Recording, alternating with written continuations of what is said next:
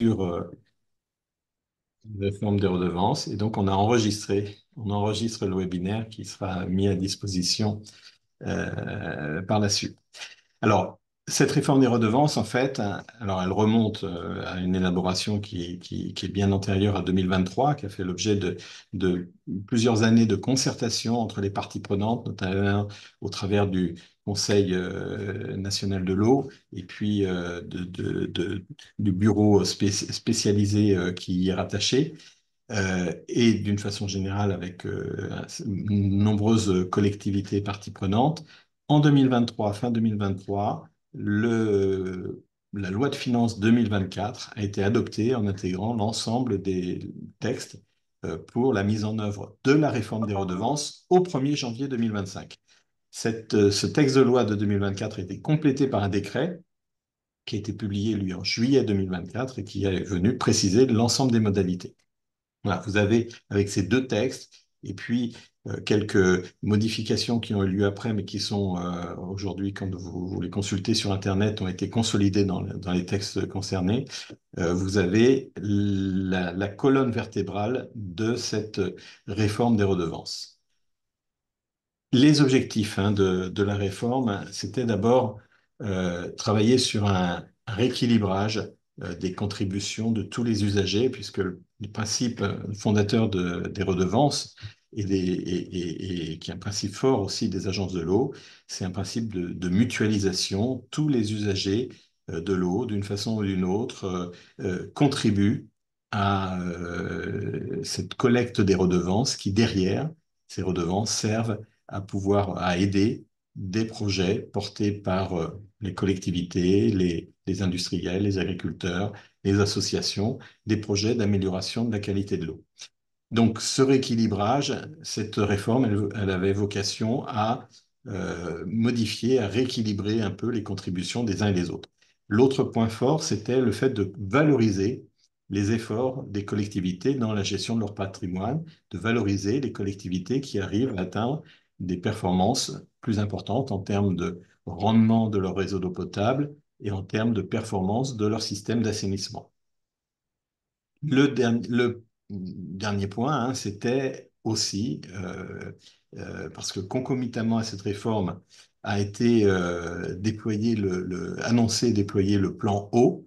Et ce plan eau porte une ambition d'intervention supplémentaire des agences de l'eau auprès des différents porteurs de projets, et notamment des collectivités, eh bien, elle nécessitait une augmentation des capacités d'intervention des agences, mais ces capacités d'intervention, elles sont conditionnées par le fait de pouvoir collecter des redevances supplémentaires pour financer ces interventions supplémentaires.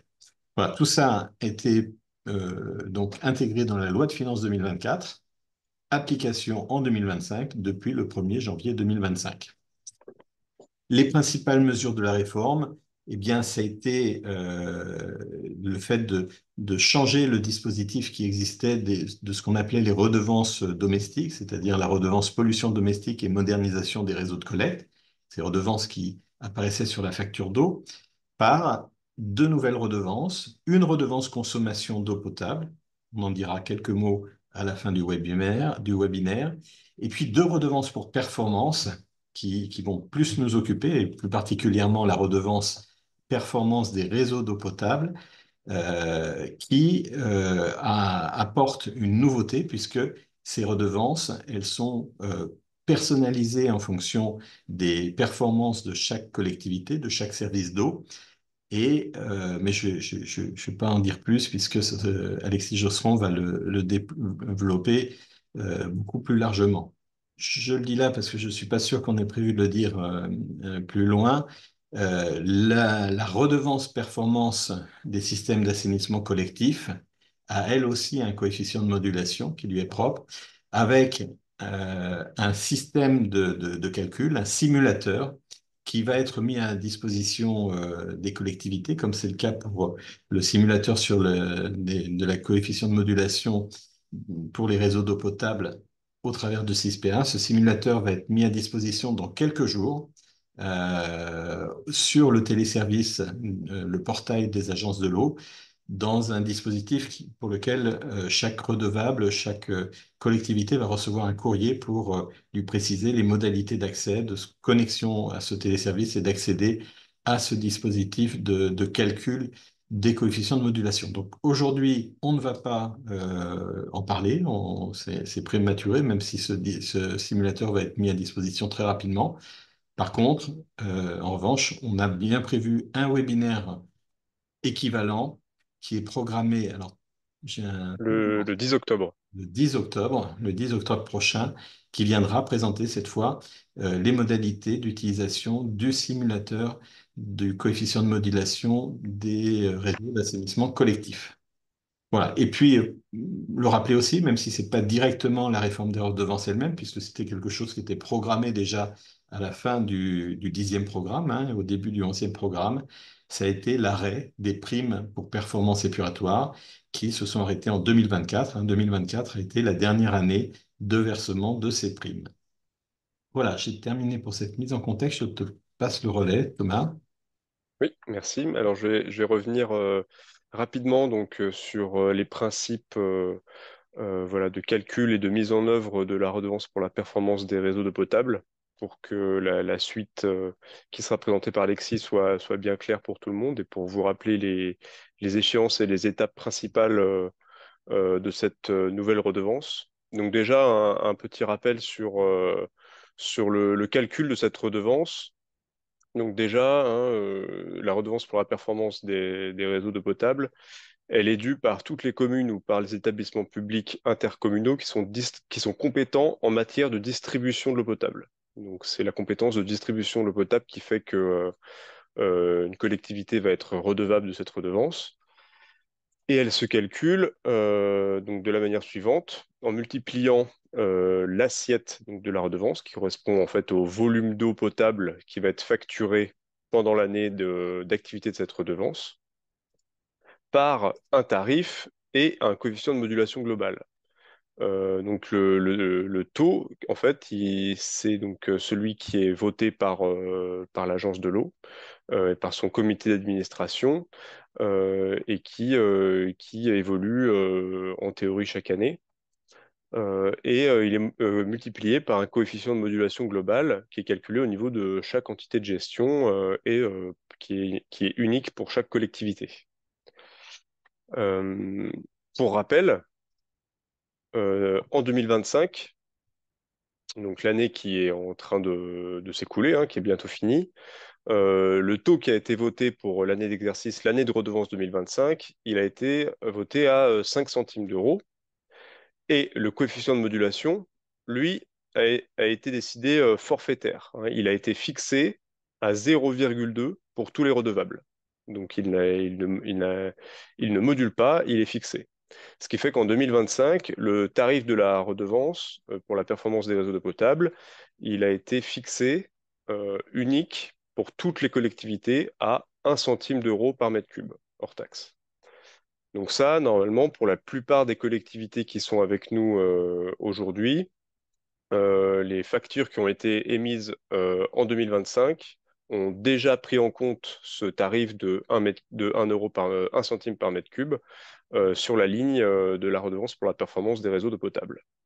Donc voilà, donc c'est un rappel. Normalement, ça a bien été pris en compte par l'ensemble des collectivités.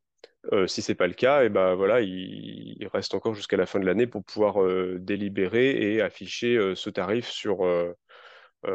non, il reste jusqu'à l'émission de la première facture 2025 pour pouvoir délibérer et afficher ce tarif sur la redevance du supplément de prix de la redevance de performance des réseaux d'eau potable.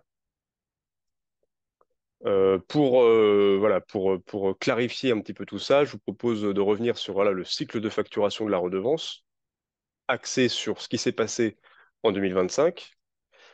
Donc, comme je viens de le dire, normalement, en fin d'année 2024, ou en tout cas cette année avant l'émission de la première facture d'eau que les collectivités émettent pour leurs abonnés, les collectivités ont délibéré pour appliquer le tarif du supplément de prix de la redevance performance eau potable. Donc là, le tarif à délibérer, comme on l'a vu, est de 1 centime par mètre cube pour tout le monde. en 2025, ce tarif d'un centime par mètre cube a été appliqué sur l'ensemble des factures d'eau des abonnés au réseau d'eau potable euh, sur la ligne voilà, redevance performance des réseaux d'eau potable. Donc voilà, donc ça, c'est normalement en cours. Si, donc j'imagine d'une partie des collectivités a déjà facturé, il y en a certaines qui vont arriver en septembre, etc. Et pour clôturer le cycle de cette redevance donc, de 2025, avant le 31 mars 2026, donc en début d'année prochaine, vous devrez déclarer sur le portail de téléservice des agences de l'eau les volumes qui ont été facturés en 2025, comme vous le faisiez auparavant pour, par exemple, la redevance pollution domestique. Il faut aller sur le portail de téléservice et facturer déclarer les volumes de 2025. Ce qui va permettre à l'agence ensuite de pouvoir instruire ses redevances et de vous envoyer un titre de recette et vous paierez donc la redevance 2025 en 2026 après la déclaration. Donc voilà, donc ça j'espère que c'est clair pour tout le monde. On reviendra à la fin de ce chapitre pour voir s'il y a des questions qui ressortent. Je vais maintenant prendre l'exemple qui nous intéresse aujourd'hui plus particulièrement, c'est celui de la redevance 2026. Donc ça va être le même procédé, hein, elle se calcule pour toutes les collectivités compétentes en distribution de l'eau potable avec une assiette d'eau facturée, un taux et un coefficient de modulation globale. Là, la nuance, c'est qu'en 2026, déjà, le taux, il a été voté à 6 centimes du mètre cube et non plus à 5. De plus, en 2026, euh, le coefficient de modulation n'est plus forfaitaire. Il module, hein, il va varier de 1, qui traduit une mauvaise performance, à 0,2, une excellente performance. Et donc ça va être ce coefficient de modulation. Alexis reviendra plus dans le détail là-dessus. Il dépend des données du réseau, de votre réseau d'eau potable de 2024 qui vont remplir un certain nombre de critères et qui vont permettre de traduire la performance de votre réseau. Ce qui fait que le tarif de la redevance 2026, il va être égal à 0,6 euros par mètre cube multiplié par ce coefficient de modulation global. Donc pour chaque collectivité, le coefficient de modulation va être différent et il va lui être propre. Et donc c'est ça qu'il va falloir calculer en fin d'année pour pouvoir appliquer un supplément de prix sur les factures de 2026. Donc pour bien comprendre tout ça, on va reprendre l'exemple donc, de notre cycle de facturation des redevances. Donc là, on a le cycle de facturation de 2025 que j'ai remis. Et pour la redevance de 2026, donc il va falloir utiliser les données du réseau, de votre réseau de potable de 2024. Donc les données de fonctionnement de service, de critères de gestion patrimoniale, les données de performance. Ces données-là, vous les collectez en 2024 et en 2025, en ce moment, vous devez les saisir dans SysPA. Donc l'ouverture sur SysPA l'ouverture à la saisie est effective depuis, je crois, juin-juillet. Donc vous pouvez saisir vos données et dans SysPA, il y a un outil de simulation qui est intégré, qui va vous permettre de calculer automatiquement le coefficient de modulation issu de ces données de 2024. Donc normalement, si les 16 données qui sont propres à la performance et à la gestion patrimoniale de votre réseau sont bien renseignées, vous avez un module qui apparaît et qui vous permet donc de calculer ce coefficient de modulation. Ce coefficient de modulation va vous permettre, en en le multipliant par le tarif de 6 centimes, de calculer votre tarif modulé à appliquer pour le supplément de prix de votre facture de 2026. Avec ce tarif qui va être calculé, vous allez pouvoir, comme l'année dernière, ou en tout cas comme l'année dernière, enfin comme cette année, délibérer, donc avec votre conseil municipal, avant l'émission de la première facture de 2026, mais idéalement avant la fin de l'année 2025, pour pouvoir appliquer le supplément de prix sur les factures.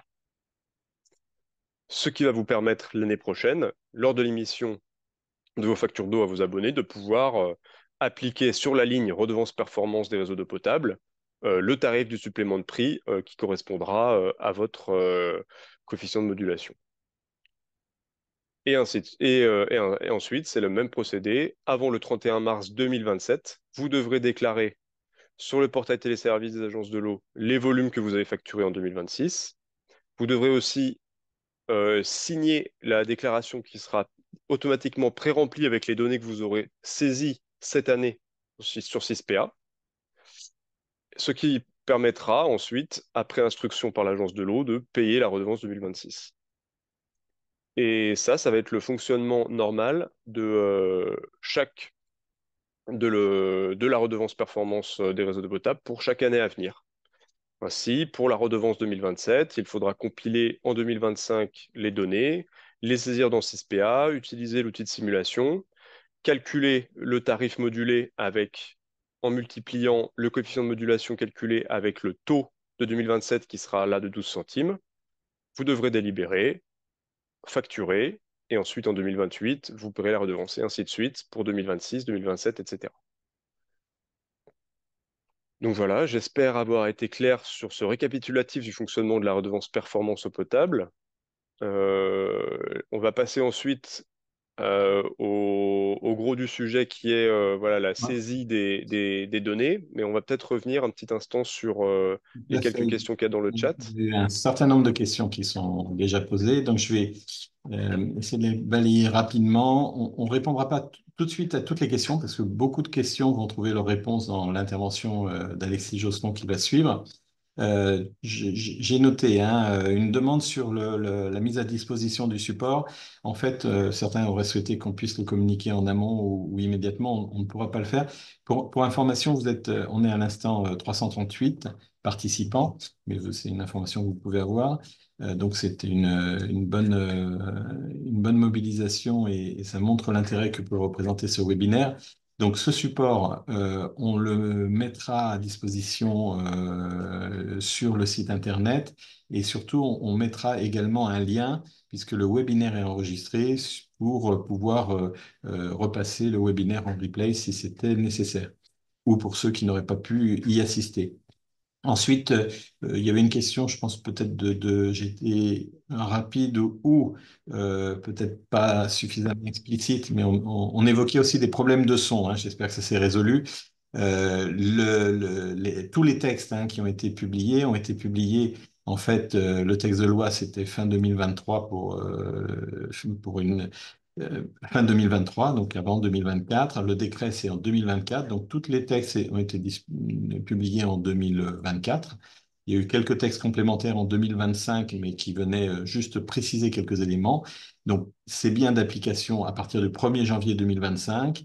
Et s'agissant du coefficient de modulation dont on va parler, ce sera à partir du 1er janvier 2026. Hein, mais euh, Thomas vient d'expliquer justement la différence entre ce qui s'est passé sur 2025 avec le coefficient de modulation forfaitaire et le coefficient de modulation calculé au travers des simulateurs, calculé par d'autres moyens que vous pouvez avoir, qui sera reporté sur 2026.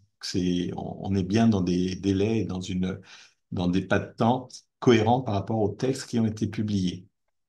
Je continue. Il y a une réponse d'ailleurs qui a été faite. Oui, c'était à propos de la mise à disposition des simulateurs, mais quelqu'un a répondu directement dans le chat, mais je donne la réponse. Le simulateur pour la redevance des performances eau potable disponible sur 6PA, dont on va parler dans un instant, enfin, qui est l'objet du webinaire, est d'ores et déjà disponible. Il l'est depuis mi-août. Et donc, vous pouvez y avoir accès quand vous vous connectez à 6PA et si vous avez rempli l'intégralité des données. Celui pour la redevance performance des systèmes d'assainissement sera disponible mi-septembre. En fait, mi-septembre, la date qui m'a été encore confirmée, c'est le 16 septembre, donc ça va arriver très rapidement. Et des courriers vont être adressés à l'ensemble des redevables potentiels pour leur en informer. Parmi une des questions, je laisserai Thomas peut-être vérifier si c'est possible. Il y a eu une demande pour qu'on puisse adresser le lien de connexion du webinaire. On peut peut-être, si c'est le cas, Assainissement, oui. assainissement, le mettre dans le chat, rappeler l'horaire, la date et le lien du webinaire si on l'a, mais je suis pas sûr pour. Alors là, je peux rappeler la date, ce sera le 10 octobre. Il me semble que c'est le matin. Par contre, le lien n'existe pas encore. Il n'a pas encore été créé, mais on pourra le faire rapidement. Alors, après, les modalités d'envoi, normalement, chacun va recevoir un courrier avec les informations Oui. de connexion.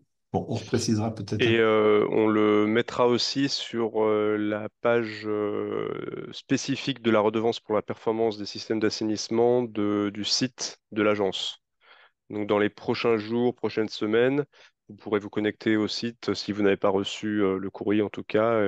Normalement, peu. nous essaierons de mettre le lien dessus Donc, ce aussi. que je propose, c'est que Thomas, si tu peux mettre, quand tu auras tous les éléments dans le chat, un message avec rappeler la date, l'heure, et puis le lien vers la page dont tu viens de parler. Mhm. Comme ça, chacun pourra s'y connecter dans quelques jours pour récupérer le lien de connexion au webinaire. Je poursuis ensuite. Alors, ensuite, il y avait plusieurs questions. Je vais les poser, mais les réponses vont être données par Alexis Josseron dans le suite de sa présentation. Les volumes déclarés comprennent-ils les volumes non domestiques? J'y réponds quand même tout de suite. Oui, mais Alexis Josseron viendra préciser, apportera quelques précisions. Autre question, pour les services intercommunaux, un même coefficient de modulation pour toutes les communes? Là encore, oui, mais vous verrez, en fait, ce coefficient de modulation global, il est lui-même calculé à partir potentiellement de coefficients de modulation intermédiaires. Autre question, quelle performance est considérée comme excellente? Performance à 100%, point d'interrogation. Non, il ne s'agit pas d'avoir forcément une performance à 100% pour être excellent, mais là encore, Alexis Josserand vous apportera quelques précisions.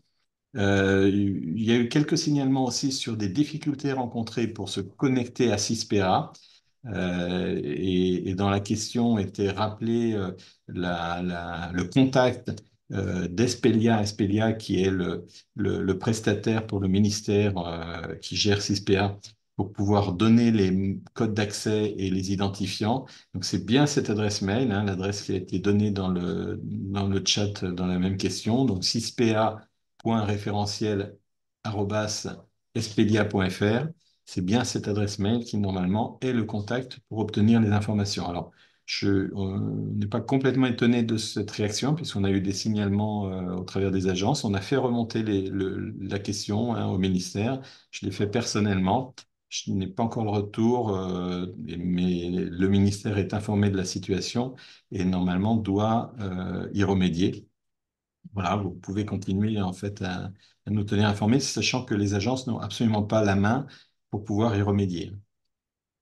Voilà, je pense que j'ai balayé l'essentiel. Peut-être qu'Alexis a regardé aussi de son côté si j'en ai oublié depuis que j'ai parlé, je pense qu'il y en a eu d'autres qui se sont venus. Ce coefficient est-il calculé par le simulateur? Oui. S'il y en a une autre auquel je voulais répondre aussi, on demandait si à un moment on allait adresser, nous, agences, aux services d'eau, aux collectivités, un courrier officiel pour les informer de leur coefficient de modulation.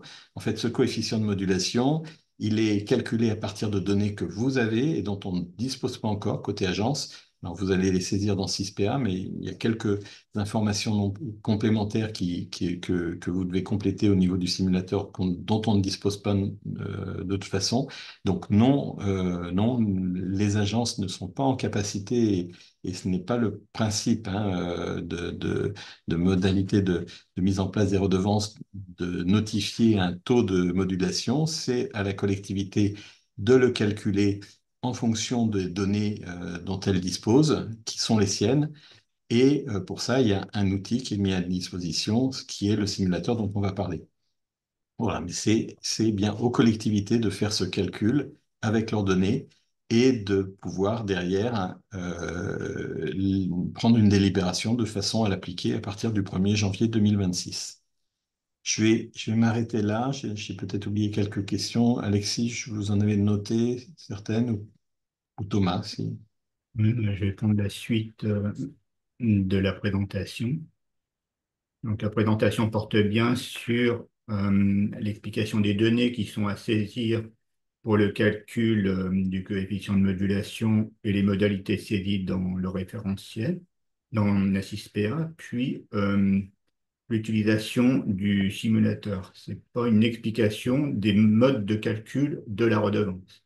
Pour cela, des webinaires ont déjà été faits. Nous vous invitons à vous y reporter et je vous indiquerai aussi dans 6PA les endroits où vous pouvez trouver les informations. Donc, pour le calcul du coefficient de modulation, il convient de se rendre sur le site de l'Observatoire 6PA, tenu par l'Office français sur la biodiversité, l'OFB, à l'adresse que vous voyez, et de vous connecter par l'accès au site contributeur à votre compte. Si vous avez des difficultés d'accès, vous pouvez vous adresser à un prestataire de l'OFB qui s'appelle Espelia, on vient d'en parler. Vous voyez son adresse mail. Et le remplissage de 6PA est fait au niveau de la collectivité. C'est-à-dire que si vous avez plusieurs modes de gestion, vous pouvez déléguer à votre exploitant, votre délégataire, une partie de la saisie dans 6PA, c'est possible, mais c'est au niveau de votre compétence et de votre responsabilité que l'ensemble des données seront saisies. Si vous avez des réseaux en régie, des réseaux en délégation, c'est bien au niveau de l'ensemble de l'EPCI qu'il y aura les données à remplir, sous votre responsabilité. Donc en 2025, les données à saisir dans 6PA sont les données de 2024 sur la tarification et la performance des services d'eau potable, d'assainissement. C'est-à-dire que 6PA contient un ensemble de données qu'il convient toujours de remplir. Le fait qu'il y ait des redevances dont les données soient saisies dans 6PA n'empêche pas de saisir toutes les données pour le 15 octobre. Et parmi toutes ces données, certaines servent au calcul de la redevance de modulation. Elles ont donc désormais une nature fiscale et elles serviront pour le calcul de la redevance performance des réseaux d'eau potable par l'agence de l'eau. Donc 6PA devient l'outil unique de saisie de ces données. Vous n'aurez plus à les ressaisir à nouveau dans un autre outil. Je vous expliquerai comment elles seront prises en compte dans la déclaration. Donc dans 6PA, une fois que vous avez saisi ces données dont je vais vous parler, vous pourrez utiliser le simulateur du coefficient de modulation de la redevance. Et de même, ces données seront récupérées par l'agence. Elles permettront le pré-remplissage d'une partie de votre déclaration que vous aurez dans le téléservice de l'agence pour votre déclaration.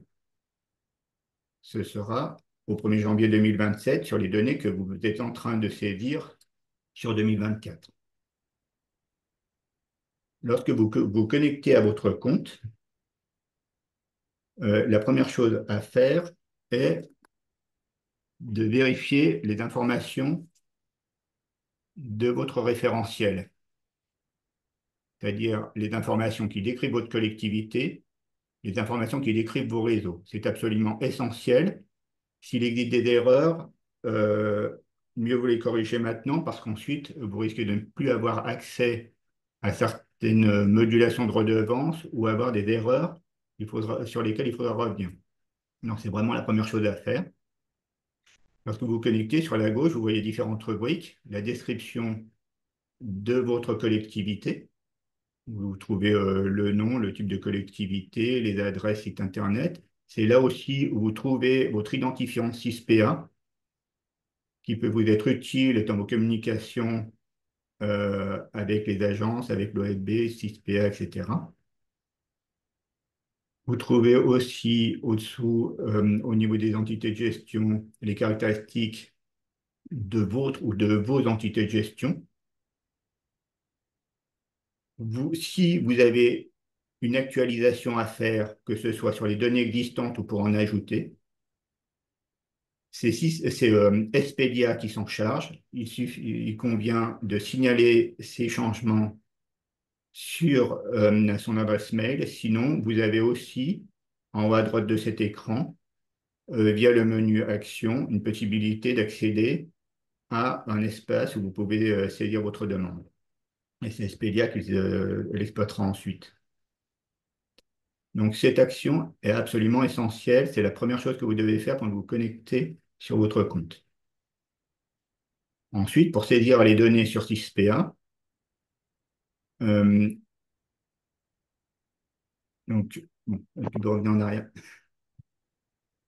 Donc, vous sélectionnez une année et une compétence. Donc, vous voyez en haut les différentes années qui vous permettent soit de revenir sur les stocks de ce que vous avez saisi, soit l'année sur laquelle vous voulez saisir des informations. Donc, vous avez 2024. Et juste au-dessous, vous filtrez par compétence. Donc, la compétence eau potable, c'est la première icône qui apparaît. Et ça vous permet d'avoir la liste de vos entités de gestion sur l'eau potable. En l'occurrence, ici, il n'y en a qu'une seule.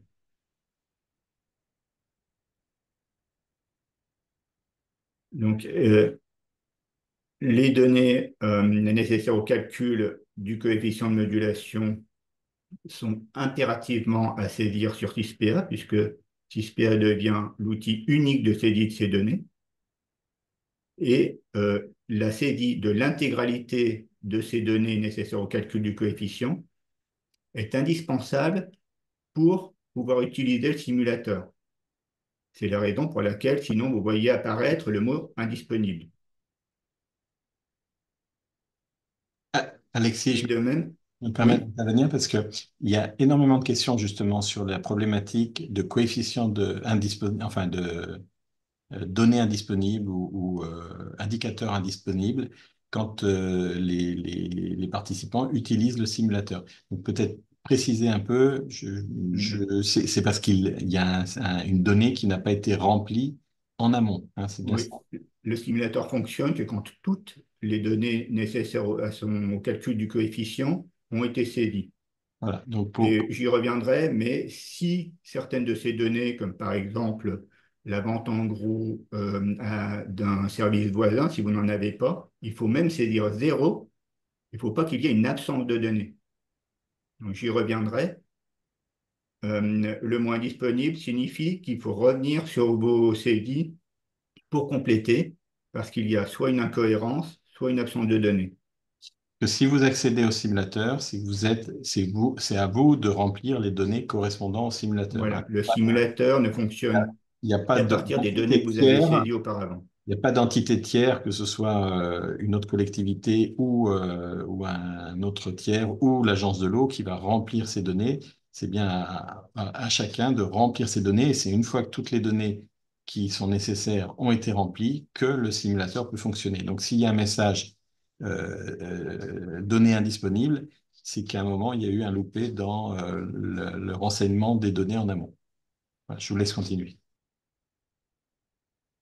Si certaines données ne sont pas saisies dans SysPA, non seulement vous n'avez pas accès au coefficient de modulation que peut estimer le simulateur, mais lors du calcul de la redevance qui sera fait en 2027, sur ces données dont on est en train de parler, de 2024, certaines modulations, une modulation c'est un abattement, ça va toujours à la baisse pour votre redevance. Elle ne pourrait pas s'appliquer et donc vous vous pénalisez. Donc, les données qui permettent de calculer le coefficient de modulation reposent sur deux axes de modulation. D'une part, des données relatives à la performance de vos réseaux, qui permettent de calculer le rendement primaire du réseau, ou bien l'indice linéaire des volumes non comptés, c'est-à-dire le taux de perte du réseau par kilomètre. Et de même, des données sont relatives à la gestion patrimoniale de vos réseaux, c'est-à-dire la connaissance et la gestion du réseau.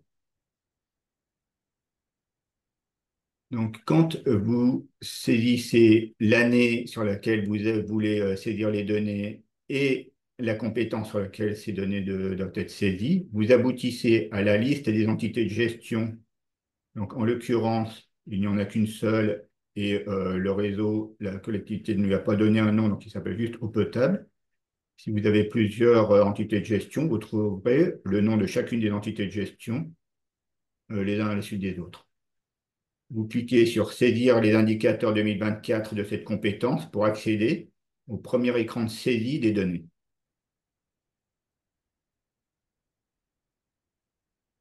Je vous indique d'abord quelles sont les données qui sont à saisir et ensuite je vous présente l'écran dans lequel ces données doivent être saisies.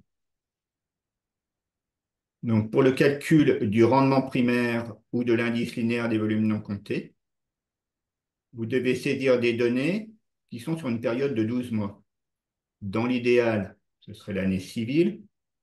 Dans la pratique, il faut que ce soit des données qui sont prises entre deux relevés des compteurs abonnés avec un prorata qui ramène ces données sur 12 mois. Ce n'est pas quelque chose de nouveau, c'est quelque chose qui vous a toujours été demandé, c'est un rappel. Et pour les volumes entrants, dans la mesure du possible, toujours prendre des volumes entrants correspondant à cette période prise en compte sur la consolidation des données des compteurs abonnés. Si c'est de début juillet à fin juin, c'est forcé de prendre les volumes des compteurs de production qui relèvent de cette même période. Donc les données qui vous sont demandées sont les données qui calculent le volume entrant du réseau, c'est-à-dire le volume produit. Le volume produit, c'est le volume qui entre dans le réseau de distribution, c'est-à-dire qui est mesuré en sortie de l'usine de traitement. Si vous avez juste une désinfection, c'est le compteur qui est en sortie de station de pompage ou de réservoir. À défaut, pour certaines communes, c'est le volume prélevé qui peut être pris en compte. Pour le volume entrant, vous avez aussi l'ajout des volumes achetés à un autre service et la déduction des volumes exportés, c'est-à-dire vendus en gros à un service voisin. Si l'une de ces données ne vous concerne pas, c'est-à-dire par exemple si vous ne vendez pas d'eau à un autre service, c'est bien zéro. Je le répéterai encore à nouveau, mais c'est vraiment important pour que le simulateur puisse prendre en compte le fait que sur cette donnée, il y a zéro, et non pas qu'il s'agit d'une absence de données, ce qui empêcherait son fonctionnement et l'apparition du mot indisponible. Pour le volume sortant, c'est l'ajout des volumes comptabilisés domestiques, des volumes comptabilisés non domestiques, et, le cas échéant, des volumes des incendies exceptionnels, c'est-à-dire des incendies de plus de 24 heures avec prise d'eau aux bornes et sur les poteaux d'incendie. Pour les volumes comptabilisés domestiques, c'est les volumes des compteurs abonnés domestiques, comme son nom l'indique. Et si vous n'avez pas de compteur abonné, c'est-à-dire si vous disposez d'un arrêté préfectoral qui vous permet de facturer au forfait, vous indiquez 0 mètre cube, étant donné que les volumes qui vous sont demandés sont systématiquement des volumes mesurés. Tout volume qui est estimé est exclu de toutes ces données dont je suis en train de vous parler. Ces données permettent le calcul du rendement primaire, c'est-à-dire le rendement calculé sur les volumes mesurés. Tout volume estimé n'a pas à être pris en compte. L'indice linéaire des volumes non comptés fonctionne de la même manière, c'est-à-dire que tout volume non compté est considéré comme une perte. Dans les volumes consommés non domestiques, si dans les volumes de service, certains sont mesurés, vous pouvez en tenir compte et les ajouter au volume consommé non domestique. Mais c'est seulement si vous avez des compteurs sur ces volumes-là, et dans ce cas, il faut bien sûr conserver les données correspondant au relevé de ces compteurs, au cas de contrôle éventuel. La seule exception tu peux rester. La seule exception à la prise en compte de volumes uniquement s'ils sont mesurés, c'est les volumes des incendies de plus de 24 heures, où vous pouvez saisir une donnée estimée. Et dans ce cas-là, il vous est demandé de conserver les informations qui ont servi de base au calcul de ce volume. Si, ce sera heureusement la plupart des cas, vous n'avez pas suivi d'incendie de cette ampleur, vous saisissez bien 0. Des données qui vous sont demandées aussi pour le calcul du rendement et de l'ILVNC concernent la densité. Pour cela, les données qui vous sont demandées sont les données concernant le linéaire du réseau, le nombre d'abonnés et le nombre d'habitants desservis. Le nombre d'habitants sera pris en compte s'il est au moins 5 fois supérieur au nombre d'abonnés, pour tenir compte d'une densité sur les métropoles à forte densité et les stations touristiques notamment. Et dans ce cas, on prend un cinquième des habitants à la place des abonnés. Slide suivante. Non. Donc voilà l'écran, le premier écran de ces éléments, de ces données. Vous voyez sur la gauche différentes rubriques de saisie dans 6PA. Pour les données permettant le calcul du coefficient de modulation, vous désaisissez ou décochez les premières rubriques et vous ne conservez que celles sur la redevance agence de l'eau, office de l'eau. Vous aurez donc, quand vous n'aurez que ce filtre, l'écran que vous voyez. Sur cet écran, vous avez en haut un menu déroulant entité de gestion. Ce menu déroulant vous présente l'ensemble de vos entités de gestion. Ici, j'ai pris un exemple simple avec une seule entité de gestion. Si vous en avez plusieurs, vous voyez apparaître vos entités de gestion avec leur nom. C'est donc par entité de gestion que vous saisissez les données et non pas globalement au niveau de votre collectivité, sauf si vous n'avez qu'une seule entité de gestion. Vous voyez sur cet écran les différents points de prélèvement qui alimentent votre réseau. Ici, il n'y en a qu'un seul. S'il y en a plusieurs, vous saisissez les données pour chacune des lignes, notamment le volume produit, la VP 194, et au-dessous, vous avez un calcul automatique qui additionne tous les volumes que vous avez saisis pour chaque point de prélèvement. Vous voyez... Et Alexis, attends, excuse-moi, je te coupe juste pour ce cas particulier. S'il n'y a pas la connaissance du détail des volumes produits par point de prélèvement, tu me confirmes qu'il est possible de directement renseigner un volume produit voilà. total. C'est en Donc, réponse à une des questions.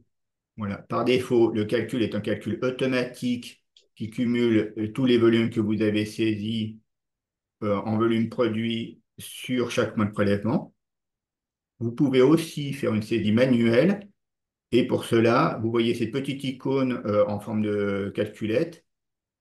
Vous passez votre souris dessus, ça vous indique si vous êtes en calcul automatique ou en calcul manuel. Si vous voulez changer, vous cliquez et vous passez de manuel à automatique.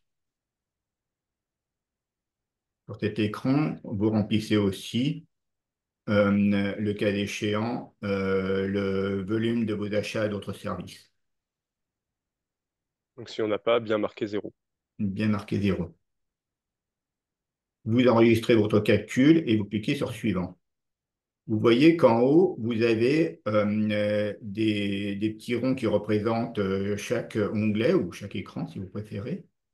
Au départ, ils sont vides et ils sont pleins au fur et à mesure de votre saisie. Parfois, vous voyez des petits ronds qui sont remplis à l'avance parce que ils sont renseignés en grande partie par des données que vous êtes en train de saisir. Vous avez, par exemple, ici, on revoit volume produit, volume importé qui ont déjà été saisis et qui réapparaissent. Donc, quand vous saisissez une donnée, comme par exemple le volume comptabilisé domestique, Vous voyez sur votre gauche l'historique des données que vous avez saisies précédemment, et même pour la donnée que vous êtes en train de saisir, la variation par rapport à l'année précédente. Ça peut être une information utile pour vous. De même, si vous voulez des informations complémentaires sur les caractéristiques, ce qui est vraiment demandé pour une ligne déterminée, vous pouvez cliquer sur la gauche de la ligne, sur la petite icône avec le i. C'est un lien vers une fiche descriptive de l'indicateur ou de la variable. De même, sur la droite de la même ligne, vous voyez complètement sur la droite les trois petits points. C'est une possibilité de laisser un message, si vraiment il y en a un. Ce n'est pas très conseillé, mais c'est une possibilité qui existe. Donc, vous saisissez le volume exporté, qui servira au calcul du volume entrant, puis les volumes comptabilisés domestiques, non domestiques, le linéaire et, le cas échéant, le volume incendie, à défaut, il est à 0. Vous enregistrez, vous allez à l'écran suivant.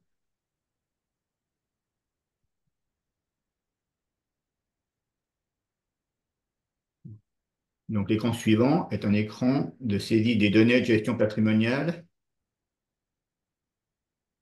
Il y a 5 critères de gestion patrimoniale. Le premier concerne le plan de réseau. Vous avez 2 données à saisir, l'une sur l'existence du plan de réseau et l'autre sur l'existence d'une procédure de mise à jour de ce réseau. C'est vraiment le plan de réseau à jour qui est pris en compte dans le calcul du coefficient de modulation. Vous avez aussi des questions qui concernent l'inventaire du réseau. C'est le pourcentage de connaissances que vous avez du linéaire avec la connaissance du matériau, des canalisations, et un autre sur la date de pause ou la période de pause de ces canalisations. C'est en pourcentage que vous saisissez la donnée. D'autres informations vous sont demandées, l'une sur l'existence d'un SIG, un système d'information géographique, qui doit à minima identifier et localiser les fuites et des informations sur l'origine de la fuite et la nature des interventions pour la réparation de ces fuites, avec leur chronologie et la nature de la défaillance et aussi de l'intervention. Il vous est demandé aussi si vous disposez d'un programme pluriannuel détaillé d'action de résorption des pertes du réseau. Pour qu'on puisse considérer qu'il s'agit vraiment d'un programme d'action pluriannuel, il faut que celui-ci comprenne d'actions chiffrées et hiérarchisées et que celles-ci soient déjà programmées sur un plan pluriannuel, c'est-à-dire que vous soyez déjà dans un début de programmation de ces actions et que vous ayez déjà eu une anticipation sur les priorités de ce qu'il y a à faire sur votre réseau.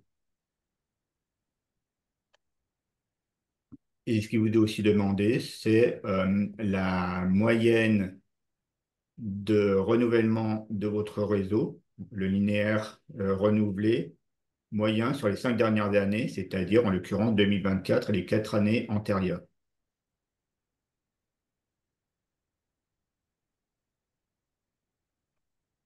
Donc, ce nouvel onglet vous permet de saisir le linéaire de renouvellement des réseaux. Vous avez la reprise de ce que vous avez déjà saisi sur le linéaire du réseau hors branchement.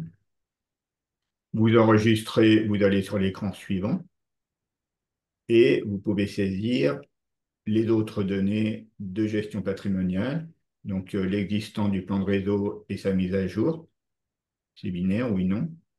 Le pourcentage de linéaire du réseau pour lequel vous connaissez le matériau et sur lequel vous connaissez la date de pause, ce sont deux questions différentes. dans lesquels vous saisissez le pourcentage et vous saisissez l'existence ou non du SIG, l'existence ou non du programme d'action.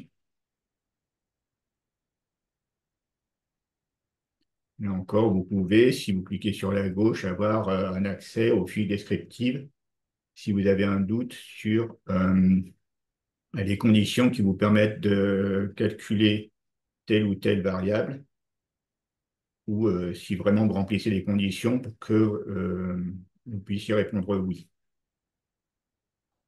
On demande si par SIG, le plan au format DWG ou Shape est sur le réseau est suffisant.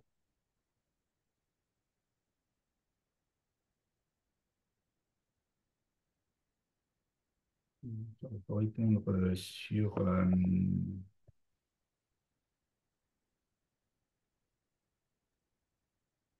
On répondra dans un deuxième temps. Si vous n'avez pas la réponse tout de Mhm. suite, on peut le noter et puis répondre ouais. par la suite. Pas trop se bloquer. Ouais.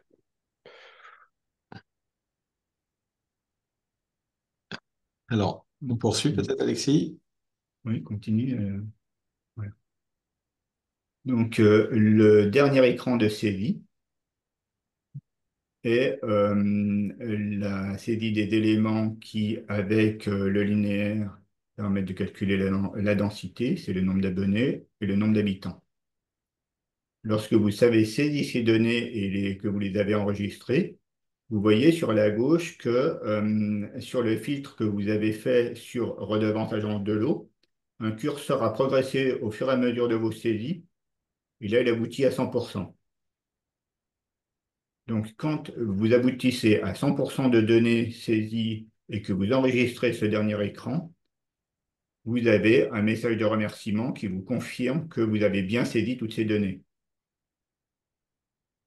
Vous voyez en haut que vous avez un bouton simulateur. C'est ce qui vous permet d'accéder à l'estimation de votre coefficient de modulation et à l'indication de tous les calculs intermédiaires qui permettent le calcul de ce coefficient. Je vais vous présenter un Alors attends, rappel. je te coupe Alexis parce qu'il y a des questions vraiment sur cette slide. On me demande si le nombre d'abonnés correspond au nombre de factures ou s'il faut renseigner le nombre d'abonnements, c'est-à-dire le nombre de compteurs. Donc, les abonnés, c'est les abonnés raccordés. Euh, c'est les populations qui disposent d'un accès au réseau, qu'elles soient permanentes ou pas permanentes déjà, c'est-à-dire si vous êtes dans une station touristique, Ça, c'est pour une la personne raccordée population. est un abonné. Ça, c'est pour la population. Par contre, un abonné, c'est celui qui a signé une convention Oui, mais, d'abonnement avec le service d'eau. oui, Donc, voilà, et qu'il soit pour un permanent ou pas. abonné, il peut y avoir un nombre plus important que de population et le nombre d'abonnés est normalement inférieur au nombre Oui. à la population totale. Il y a eu plusieurs questions en amont qui étaient sur justement comment définir le nombre de populations. Il me semble, mais sous votre couvert, Alexis, qu'on fait référence aux données INSEE sur le nombre de populations, sur le Combien nombre de d'habitants, oui. populations et d'habitants à renseigner et ce données INSEE tient compte dans les zones touristiques d'un coefficient proratisé d'une certaine façon, enfin, au temps passé, du nombre de populations qui vient compléter, enfin, Oui, enrichir la c'est une donnée population INSEE. l'été ou l'hiver, d'ailleurs, en fonction de la zone.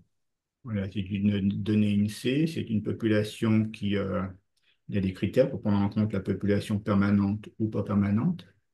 Et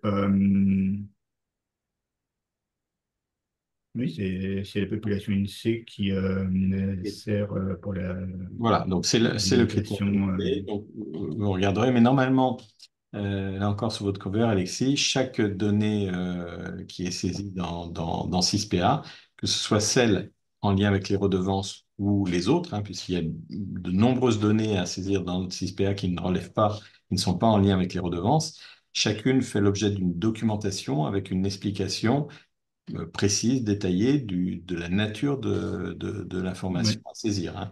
Donc il faut renvoyer oui, sur ces éléments. Nous, on donne les indications un peu générales, mais le détail des informations sont quand même à disposition dans cette documentation. J'en voilà. profite aussi pour dire, parce qu'il y a un certain nombre d'observations sur la complexité, hein, des données demandées et saisies. Les redevances n'ont pas introduit de nouvelles données, hein, enfin très très marginalement.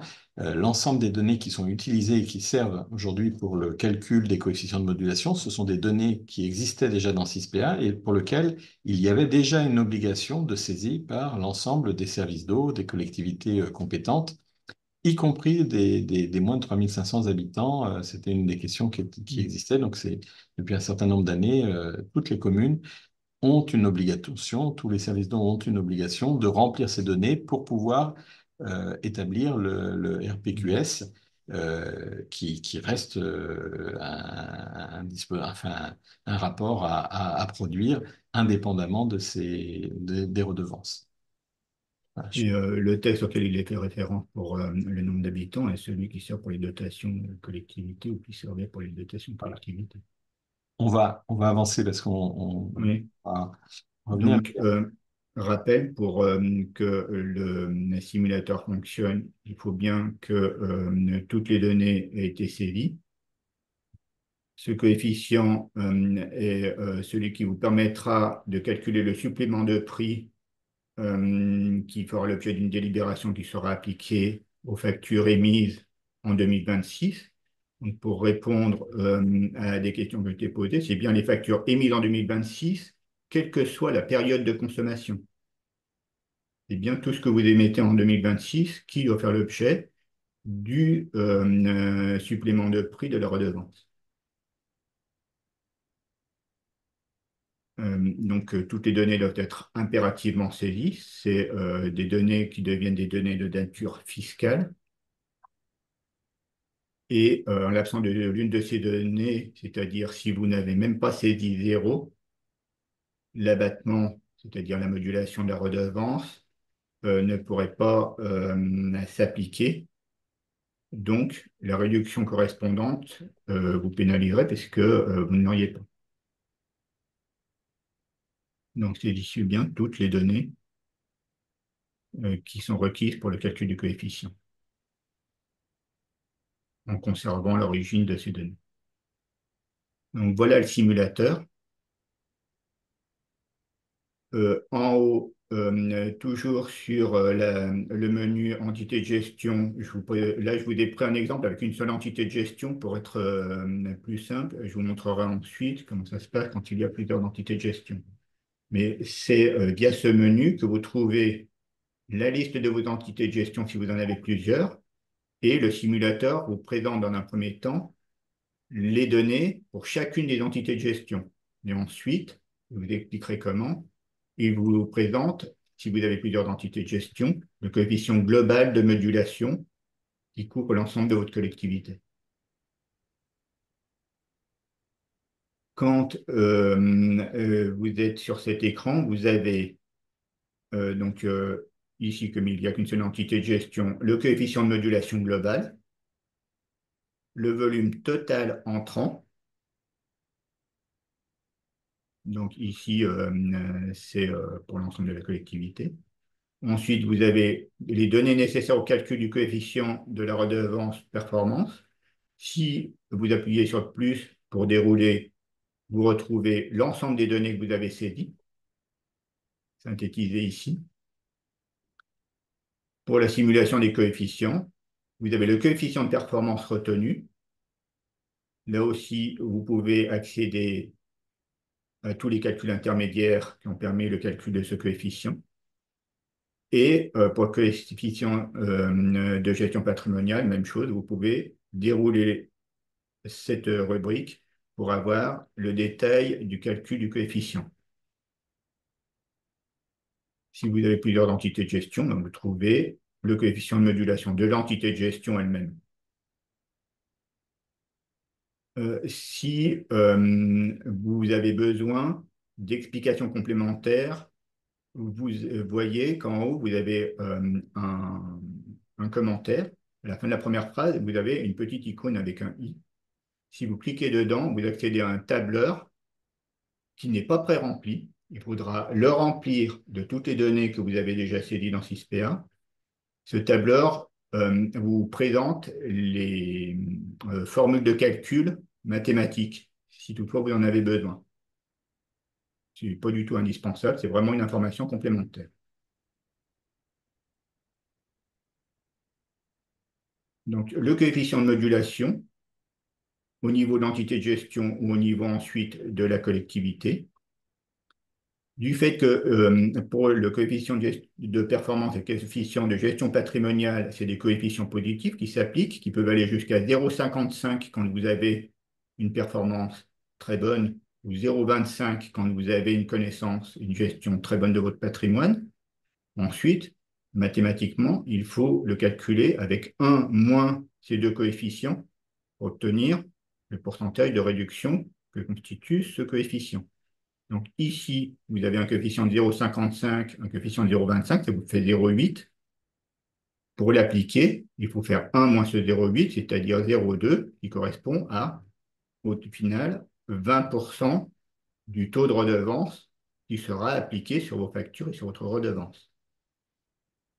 Donc, quand dans certains commentaires, vous parlez de l'augmentation des taux au fil des années, c'est aussi parce que sur ces taux, vous pouvez avoir une modulation proportionnée à votre performance de réseau et à votre gestion patrimoniale qui peut aboutir à ne payer que 20% du taux de redevance. Et une redevance qui correspond à un taux de 20% de celui qui a été voté.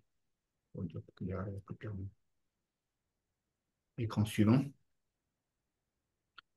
Donc, dans l'écran précédent, je vous ai montré qu'il y avait une possibilité d'avoir la synthèse des données saisies sur le calcul du coefficient de performance.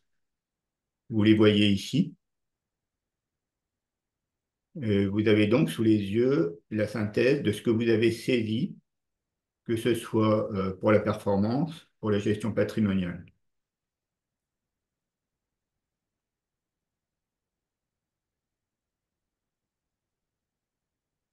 Vous avez accès aussi toujours aux fiches descriptives sur la gauche. Ensuite, sur les autres rubriques de cet écran que je vous ai montré, vous avez aussi les coefficients de modulation, enfin les coefficients de performance et de gestion patrimoniale, pardon. Donc, pour le coefficient de performance, vous pouvez voir l'indice linéaire de consommation qui est un calcul intermédiaire permettant le calcul de ce coefficient de performance. Vous avez le rendement primaire de votre réseau, le calcul de l'ILBNC, ce calcul, l'indice linéaire, l'indice linéaire des volumes non comptés et le rendement primaire, ce sont donc deux manières de calculer la performance de votre réseau qui sont faites systématiquement à partir des données que vous avez saisies. Et c'est la plus favorable qui est retenue pour chacune des entités de gestion. Ici, vous pouvez voir que le coefficient de rendement calculé sur la base du rendement primaire est de 0,46 et l'ILBNC de 0,55. C'est l'ILBNC qui était plus favorable à portée de collectivité, donc c'est 0,55 qui est retenu. Pour la gestion patrimoniale, pareil, quand vous appuyez sur le petit plus de l'écran qui était juste avant, vous voyez les données de détail et les différents points de coefficient retenus pour chacune de ces données. Ici, toutes les données étaient excellentes, donc la collectivité a pu obtenir 0,25 points de coefficient de gestion patrimoniale.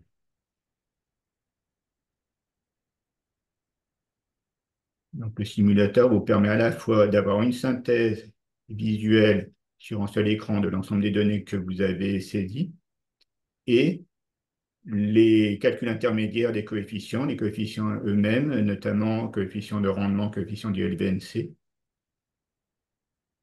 et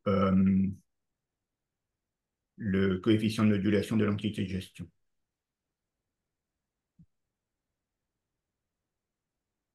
Donc, je vous ai présenté un exemple avec une seule entité de gestion.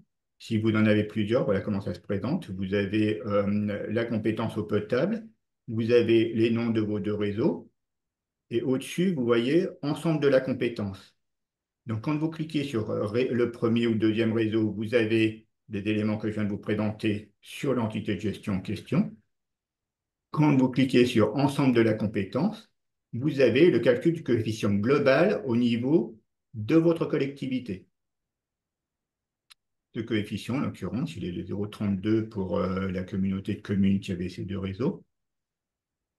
Et ce coefficient global a été calculé en tenant compte du volume total entrant dans le réseau, selon la formule que vous voyez au-dessus, c'est-à-dire qu'il s'agit d'une moyenne pondérée tenant compte du volume entrant de chaque entité de gestion, c'est-à-dire le coefficient de modulation de la première entité de gestion multiplié par son volume entrant, plus le coefficient de modulation de la deuxième entité de gestion tenant compte du volume entrant dans cette entité de gestion, le tout sur le volume entrant global de la collectivité. Et 1 moins ce coefficient correspond au coefficient de modulation globale.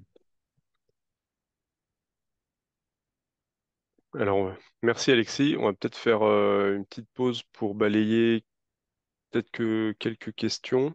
Alors, il y a vraiment beaucoup de questions qui reviennent sur le fait que le simulateur est inaccessible car voilà, il y a des données indisponibles.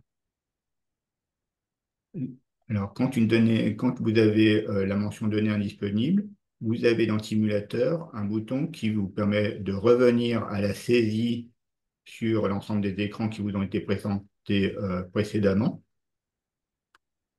et de saisir une donnée, soit une donnée cohérente si celle-ci n'était pas, soit de saisir une donnée qui avant était manquante. Alors, il y a plusieurs messages quand même qui indiquent que quand ils reviennent, tout est vert, toutes les données ont été remplies, même celles sur lesquelles il a fallu mettre zéro, mais malgré tout, un problème de données manquantes ou données incohérentes qui apparaît et qui bloque le simulateur. Donc là, je ne sais pas si on pourra répondre. On ne sera pas en mesure de traiter chacune des demandes. Malgré tout, pour certains qui sont vraiment face à ces difficultés, c'est-à-dire avoir tout rempli, avoir tous les indicateurs étant verts hein, en termes de renseignements et malgré tout un simulateur qui ne fonctionne pas, peut-être nous faire un message direct avec votre adresse mail et puis on essaiera de voir alors je ne garantis pas de pouvoir recontacter tout le monde hein, parce qu'en effet vous semblez être beaucoup à être dans cette situation-là, mais si on doit détecter un bug ou quelque chose, ce serait peut-être important qu'on puisse avoir un échange. Alexis, ça vous va comme processus? Oui, ben, c'est vrai que chaque cas est particulier. Il n'y a pas une réponse globale qui peut être apportée. Parfois, c'est une incohérence des données. Il peut peut-être y avoir aussi des écarts importants, c'est-à-dire que pour chaque variable, 6PA tient compte de certaines fourchettes de maxi-mini. Et quand la donnée saisie dépasse cette fourchette, apparemment, 6PA a un peu de mal. J'ai Hmm. remarqué ça. Je rappelle que l'agence de l'eau n'a pas la main sur l'outil 6PA lui-même. C'est un outil qui est à la charge de l'OFB. J'ai remarqué que lorsque certaines données sont vraiment importantes par rapport à ces fourchettes qui sont préétablies dans 6PA, il y avait des messages qui pouvaient s'afficher et ça entraînait le message indisponible ensuite dans le simulateur. Nous n'avons pas la main pour ça. Mais bon, il faut qu'on identifie En si tout ça cas, bloque. vraiment bien penser à remplir chaque donnée, mettre bien zéro, même sur le volume incendie, etc. C'est vraiment la première étape. Il y a une commune là qui dit qu'en effet, pour elle, ça lui était arrivé de ne pas remplir le volume incendie et a priori, c'est réglé. Euh, Alexis, on demande, il y a plusieurs questions sur comment calculer le rendement des réseaux pour une commune qui n'a pas de compteur. Vous n'avez pas de compteur, de compteur abonné, c'est-à-dire que vous avez normalement, donc vous seriez en irrégularité, un arrêté préfectoral qui vous autorise la facturation au forfait. Euh, Vous saisissez zéro dans la variable ou l'indicateur volume consommé domestique. Et du fait que seuls les volumes mesurés sont pris en compte, vous n'avez pas de possibilité de calculer le rendement de votre réseau et vous n'avez pas de modulation de votre redevance. Donc, dans ce cas-là, seule une intervention sur des pauses de compteurs abonnés vous permettant de connaître précisément les volumes de sortie de votre réseau et donc le rendement vous permettront un calcul du coefficient de simulation, de modulation et donc une modulation de la redevance. Donc voilà, pour résumer, s'il n'y a pas de compteur, il y aura une modulation maximale de la redevance performance. Il n'y aura pas de modulation. Enfin, ouais, la redevance sera au max. Ouais. On vient de nous dire que, en effet, en remplissant à zéro les poteaux incendie, le problème est résolu, donc Bon, tant mieux. ça fonctionne peut-être pas pour tout le monde, mais c'est peut-être une piste importante pour les uns et les autres. Moi, j'avais noté des questions un peu plus haut, un peu en amont sur les délibérations, hein. Les agences de l'eau ne fournissent pas de délibération, de modèle de délibération. En revanche, la FNCCR, alors je sais bien que tout le monde n'est pas adhérent à la FNCCR, mais l'an dernier, en tous les cas, ils avaient mis des ressources qui étaient disponibles à tout le monde sans forcément être adhérent, avec des modèles de délibération qui avait été indiqué pour 2025. Je ne sais pas s'ils vont renouveler pour, plus spécifiquement pour 2026, même si les modèles de 2025 doivent pouvoir être adaptés pour 2026. Mais ça peut être une source, en tous les cas, d'information pour avoir ces éléments. Euh, je, je- je te laisse alterner, Thomas, si tu as d'autres. Ouais, il y avait pas mal de questions enfin de remarques sur l'évolution du tarif de la redevance performance eau potable. Il faut noter que, à l'inverse, la redevance sur la consommation d'eau potable, elle, son tarif va diminuer, ce qui fait que normalement, sur les sommes des trois nouvelles redevances, redevance performance eau potable, performance assainissement et sur la consommation d'eau potable, les montants finaux qui seront demandés aux abonnés restent globalement stables sur les prochaines années. Voilà. Alors, quand même, peut-être une observation près, c'est que les redevances performance sont liées justement au coefficient de modulation qu'on peut appliquer. Donc, le raisonnement de dire qu'on reste en fait à montant constant, c'est calculé sur le principe d'un coefficient de modulation moyen, hein. Donc, les services d'eau les moins performants, eh bien, ce ne sera pas le cas. En effet, la redevance performance va augmenter plus vite que ne baissera la redevance consommation. En revanche, pour les services d'eau les plus performants, eh bien, la redevance consommation va baisser et leur redevance performance, après application du coefficient de modulation, n'augmentera pas aussi vite. Et donc, au final, dans les années à venir, le cumul des redevances sera plutôt en baisse par rapport à la situation de l'année 2025. Euh, Alors, je précise que oui, 6PA, enfin, vous pouvez modifier vos données sur 6PA à tout moment et du coup changer. Rien n'est figé sur 6PA à l'heure actuelle. Donc, si vous avez mal rempli vos données, mal mis zéro, etc., tout est encore modifiable pour obtenir votre bon coefficient de modulation. J'ai vu passer aussi quelques questions sur la vente en gros, en fait, en gros, à la fois les services d'eau qui ne font que produire de l'eau sans le distribuer. Donc, mais quelqu'un a répondu dans le chat. Un service d'eau qui n'est que producteur d'eau n'est pas soumis à la redevance pour performance. Il est soumis par contre en général à la redevance prélèvement. Euh, Par contre, celui qui va acheter l'eau, le service qui va acheter l'eau et le distribuer, lui, est soumis à la redevance performance puisque c'est la distribution de l'eau potable qui fait qu'on est redevable ou pas redevable. Et donc, question sous-jacente, quand on est soumis à la redevance performance, les volumes d'eau qui sont vendus en gros à une autre collectivité ne sont pas comptabilisés dans l'assiette de la redevance performance, hein. Ils sont pas, il n'y a pas un double compte. Ils seront comptabilisés par l'acquéreur de cette eau lorsqu'il la distribuera. Pour la redevance consommation potable, on va faire un zoom juste Ouais. après cette présentation hein, pour 2026. Bon. Sinon, donc, je reviens sur une question qui a de nouveau été posée sur les problèmes liés à plusieurs sources de production pour le volume produit.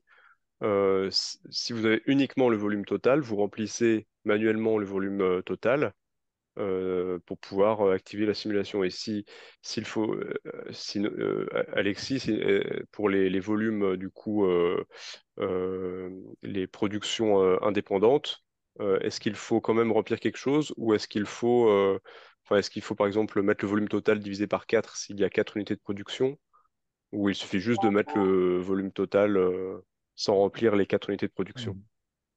En fait, une entité de gestion, c'est une partie de votre territoire sur lequel vous disposez de données spécifiques. La totalité des données relatives à la performance de votre réseau est connue. Donc, c'est vraiment par entité de gestion que vous devez avoir ces données. Donc, les données relatives au volume entrant et au volume sortant sont des données de l'entité de gestion et chaque entité de gestion a ses données de volume entrant, de volume sortant. Voilà. Il y avait une autre question sur les écrêtements. Donc, les écrêtements, je le traduis en tous les cas pour moi qui ne suis pas forcément familiarisé. Ce sont les situations où on vient rembourser une partie de la facture à un abonné qui a connu une fuite, hein. Il me semble que c'est à ça que ça rapporte. Donc, il est bien prévu d'en tenir compte dans les assiettes qui sera appliquées. En revanche, le système de déclaration de l'écrêtement se fera que sur les remboursements. J'ai perdu le terme, hein, il y a un terme plus précis pour parler de ces situations où on vient tenir compte des fuites et donc Les dégrèvements? le dégrèvement. Voilà, merci. Donc ces dégrèvements, on va venir en tenir compte, mais sur les années antérieures. Alors je prends un exemple. En 2026, vous allez déclarer le volume facturé en 2025.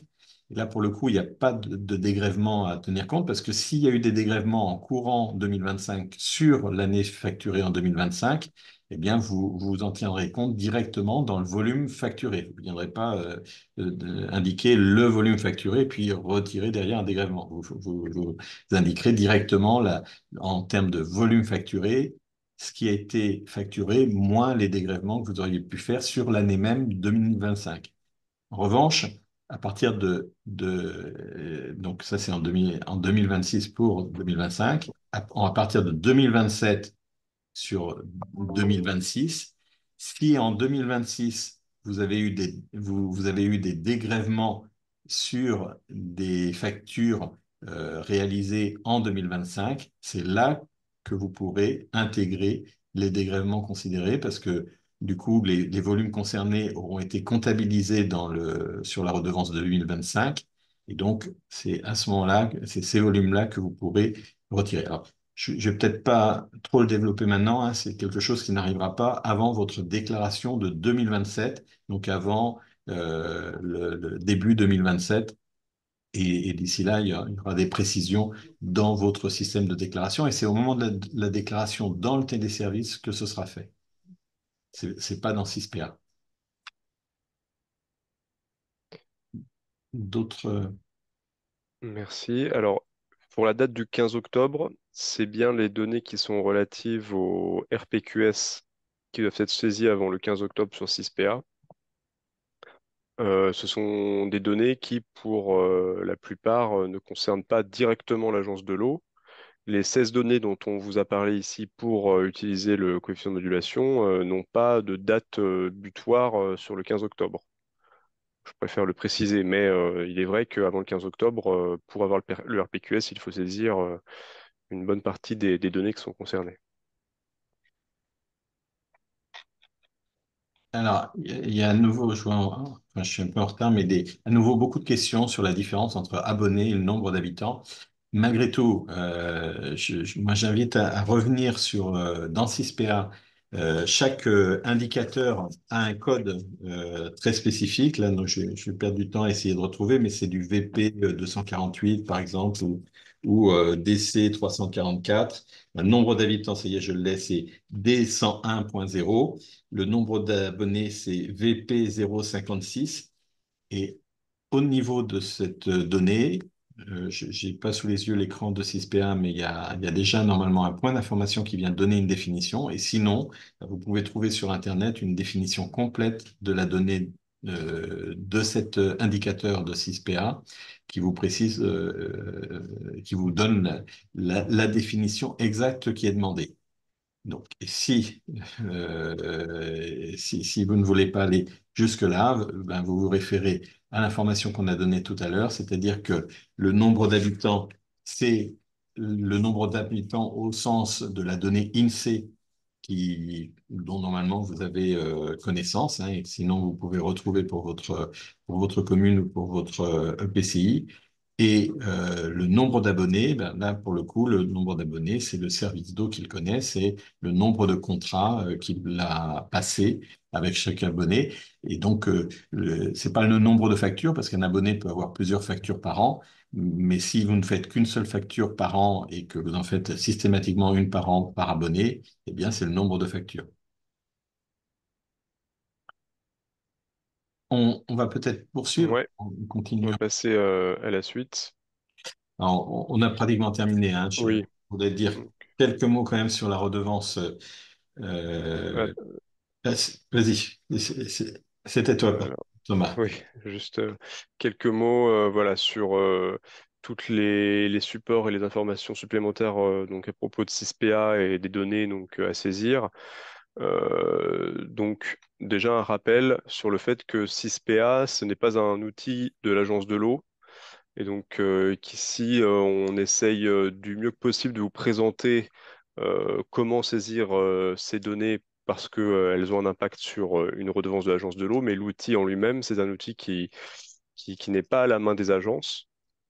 Et donc, s'il y a des problèmes d'identifiant et de connexion, et des problèmes liés à la gestion de votre référentiel, il faut, on l'a déjà dit plusieurs fois, hein, mais on le rappelle, se référer à Espelia, qui est du coup le bureau d'études qui assiste l'OFB sur ces missions-là. Et donc c'est eux qu'il faut contacter.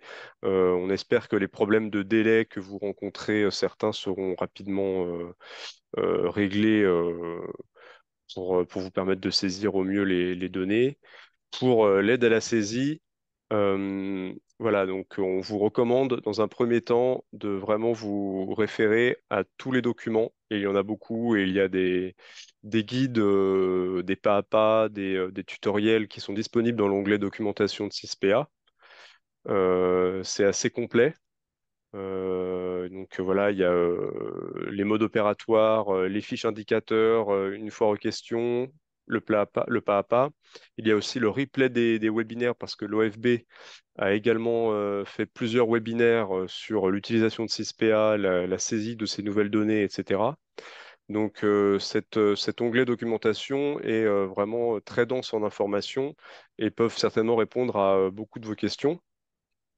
De plus, si vous avez des questions plus précises sur vraiment les modalités de calcul, sur le sens des critères qui sont utilisés pour la redevance performance des réseaux d'eau potable, il y a aussi beaucoup d'informations dans la page spécifique de la réforme des redevances sur le site de l'agence Rhône-Méditerranée Corse et sur la page spécifique de la redevance pour la performance des réseaux d'eau potable. Donc, on vous invite vraiment à vous référer d'abord à toutes ces données-là qui sont, on l'espère, le plus exhaustif possible.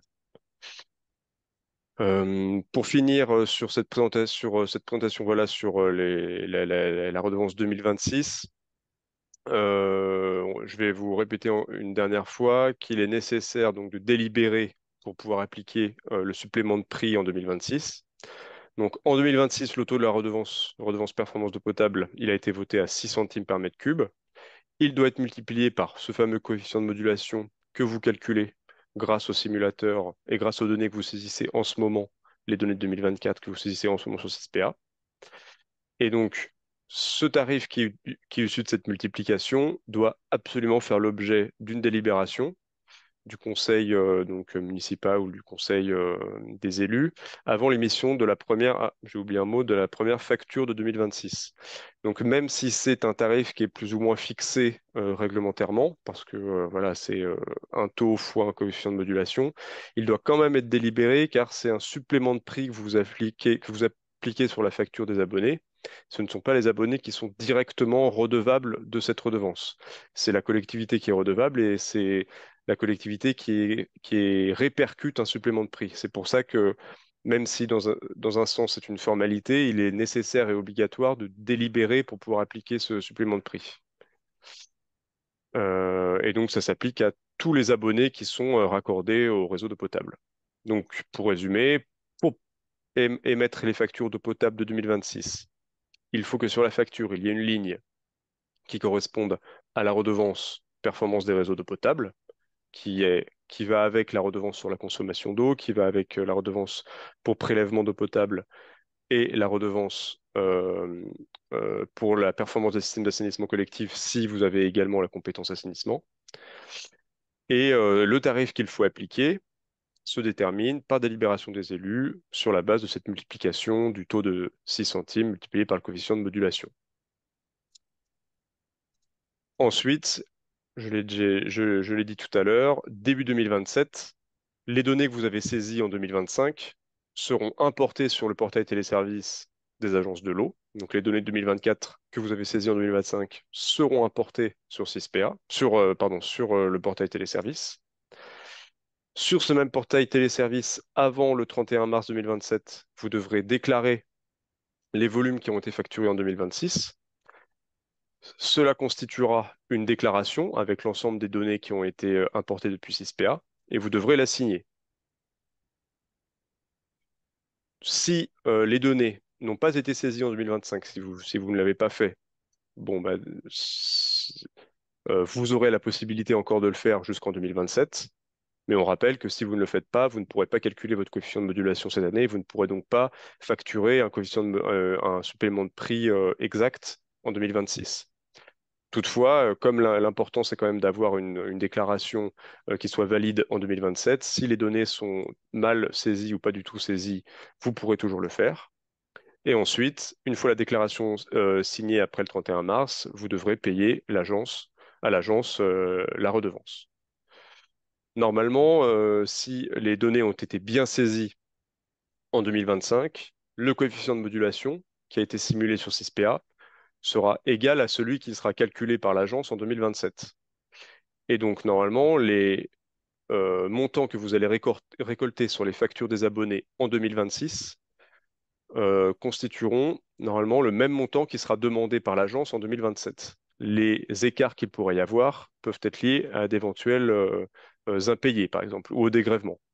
À ce moment-là, il sera possible, sur les années d'après, sur la facturation des années d'après, de régulariser les moins ou les trop perçus auprès de vos abonnés.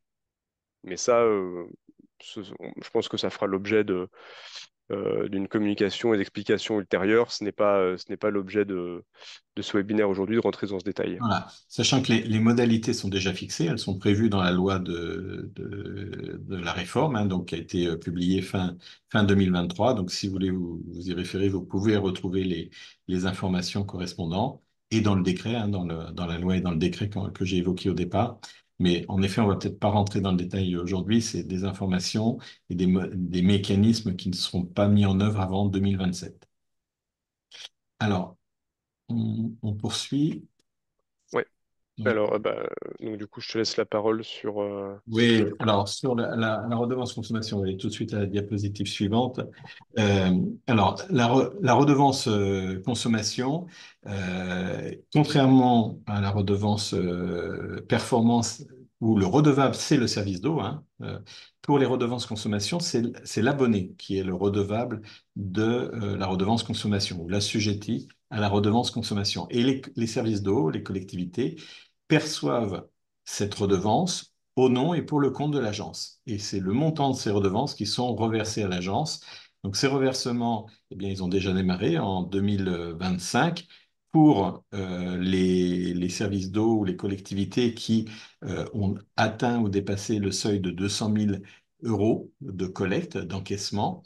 Et donc là, il y a un dispositif de reversement à l'agence de l'eau en général, et c'est même systématique, pour les communes concernées, pour les collectivités concernées, il y a un système de convention et de dispositif d'acompte d'échéancier qui est en place. Donc tout ça a commencé à se mettre en place pour la redevance consommation. Les conventions type ont été présentées dès 2024 au conseil d'administration de l'Agence de l'eau et ont été toutes visées fin 2024 et en début d'année 2025 et donc sont aujourd'hui opérationnelles. On va aller à la diapositive suivante. La redevance consommation, on est beaucoup plus classique. En fait, la redevance, c'est le produit, la multiplication de l'assiette par le tarif. On n'a pas de coefficient de modulation. En 2025, le tarif est de 43 euros, pardon, 43 centimes, donc 0,43 euros par mètre cube. En 2026, il va le passer à 0,39 euros par mètre cube. C'est ce que j'évoquais tout à l'heure, hein, cette baisse prévue. Elle va continuer, ça va continuer à baisser jusqu'à 30 centimes, pour atteindre 30 centimes en 2028. Alors, les périodes à prendre en compte hein, pour ces assiettes, mais on l'a peut-être pas assez dit aussi pour la redevance performance, pour la contre-valeur ou le supplément de prix à reporter sur pour la redevance performance. En fait, le principe, c'est pas la période à laquelle l'eau a été distribuée. C'était revenu à plusieurs reprises dans certaines questions, hein. Le principe, c'est que vous facturez en 2025, donc entre le 1er janvier 2025 et le 31 décembre 2025, vous appliquez les tarifs de redevance 2025. Donc, par exemple, pour la redevance consommation, 43 centimes. À partir du 1er janvier 2026 et jusqu'au 31 décembre 2026, vous appliquerez le tarif 2026, donc 0,39 centimes pour la redevance consommation. Et puis pour la contre-valeur, le supplément de prix lié à la redevance performance, eh bien, ce sera le supplément de prix qui ressortira donc du coefficient de modulation multiplié par le taux voté par l'agence, qui est connu, et qui fera l'objet d'une délibération pour préciser le supplément de prix appliqué sur la facture d'eau. Voilà, donc c'est bien pour les factures émises en année calendaire et non pas liées à la période de distribution de l'eau qui est facturée. On va poursuivre, Thomas. Je crois que c'est fini, hein. Et bien voilà, donc Juste, il y avait quelques questions. Alors, sur les délibérations sur la redevance performance, donc oui, oui, elle est bien obligatoire et il est bien obligatoire de mentionner le tarif final. Voilà, c'est quelque chose qui est encadré réglementairement. Pour appliquer un tarif sur une facture, il faut délibérer. Et ensuite, cela fait l'objet d'un contrôle de légalité. Donc, oui. Il y a des questions sur la redevance consommation, je il y a l'ai aussi des... l'ai Oui. pas dit, mais c'est bien tous les abonnés hein, qui sont soumis à la redevance consommation. Précédemment, la redevance pollution, les industriels étaient plafonnés pour certains. Certains n'étaient pas du tout soumis parce qu'ils étaient redevables directs de l'agence. C'est terminé. En fait, il y a plus plus cette notion de redevable direct de l'agence pour la redevance consommation. Hein. C'est la différence avec la redevance pollution domestique. Donc, tous les abonnés le payent, tous. Il y a quand même une exonération qui est prévue dans les textes, qui est l'usage élevage. Donc, pour l'activité d'élevage, l'eau qui fait l'objet d'un compteur spécifique, hein, sous réserve d'avoir un compteur spécifique pour l'activité d'élevage, eh bien, la redevance consommation ne s'applique pas à ces abonnés. Et puis voilà, je ne pourrais pas rentrer dans les détails. Pour l'instant, de toute façon, pour 2025, ça s'applique tel que je viens de vous le dire. Mais il y a des échanges et des discussions au niveau national qui se font avec, d'une part, certains industriels qui pourraient être en grande difficulté, mais ça ne changera pas l'application a priori pour eux. Et puis d'autres activités agricoles comme l'irrigation qui concernent des cas assez spécifiques. Mais de toute façon, pour 2025, ce sont les textes en vigueur et donc tous les abonnés, autres que l'activité d'élevage, sont soumis à la redevance consommation. Le tarif final qui doit être appliqué sur la facture doit être arrondi au centime près, pour la question de l'arrondi. Ah, Donc, ça, c'est- en effet, ça laisse 0,05 euros si le calcul est de 0,0492.